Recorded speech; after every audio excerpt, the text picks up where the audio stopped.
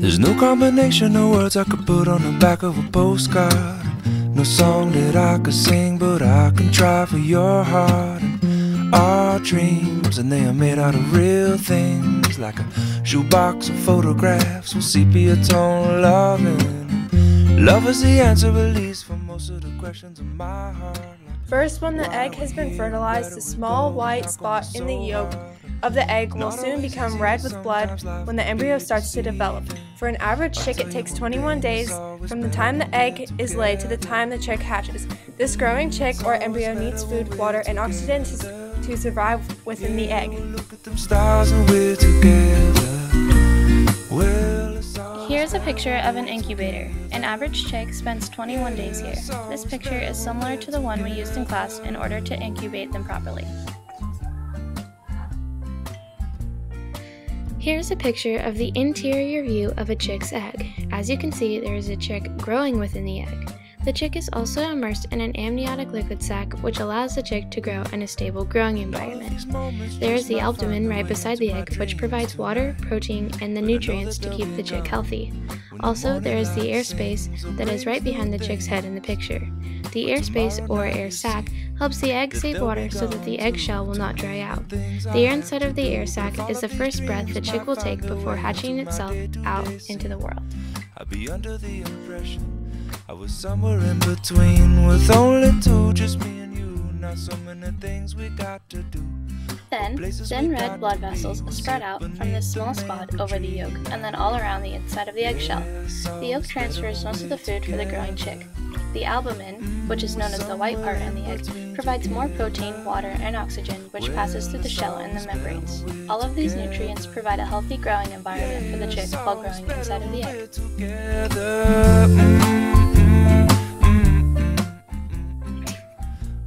Candling is a technique that is used to tell what stage a chick is in an egg is by looking at the egg through a closed seal and looking towards a light source. You can see what stage of development the egg is going through. If the egg does not have an embryo, the egg is not fertilized, just like what our class experienced with some of the eggs.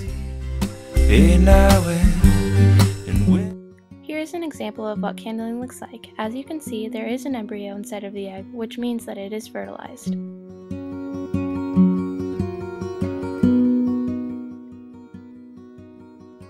During the last few days, the chick also peeps or makes any sounds through the shell. The hen has an instinct to notice when the egg will hatch. Also, the chick has a special point on its beak called an egg tooth to escape from the egg. This egg tooth breaks holes in circles all around the shell, and the chick pushes and moves its wings, separating the broken shell, allowing itself to hatch into the world. And above us is only sky.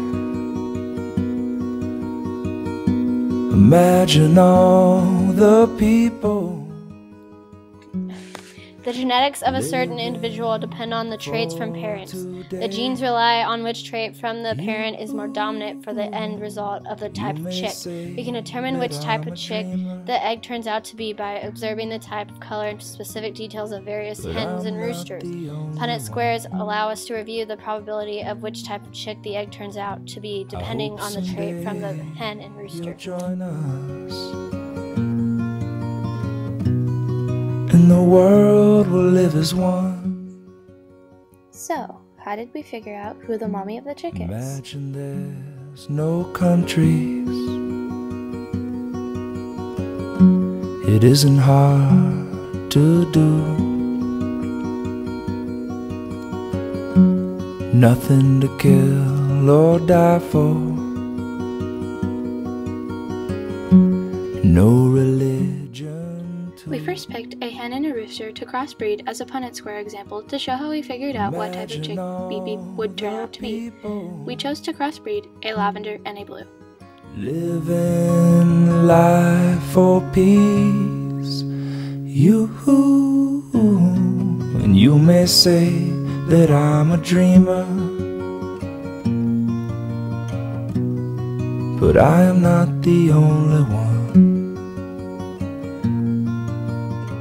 We have Big L, that turns out to be the lavender color of a chicken, and we have Big B, which turns out to be the blue color of a chicken. Here we have a monohybrid Punnett square example. When the big L and a big B are crossed, those colors make a lace color. In the picture shown below, you can see how the chicken looks as if it is laced with various colors, including yellow, orange, and a mix of the blue and lavender. This also is an example of incomplete dominance. Incomplete dominance is when one allele for a specific trait is not completely dominant over the other allele. Genotypic and phenotypic ratio of offspring. Big L, big B, big L, big B, genotype 0, 0, 4. 0, 4 phenotype. 0% of offspring will be lavender, 0% of offspring will be blue, and 100% of offspring will be laced. Again, this is an example of incomplete dominance. You'll join us. Next, we picked two other traits to combine with the blue and lavender as a dihybrid Punnett square example. We crossed a homozygous dominant lavender with homozygous white legs with a homozygous dominant blue with homozygous recessive yellow legs.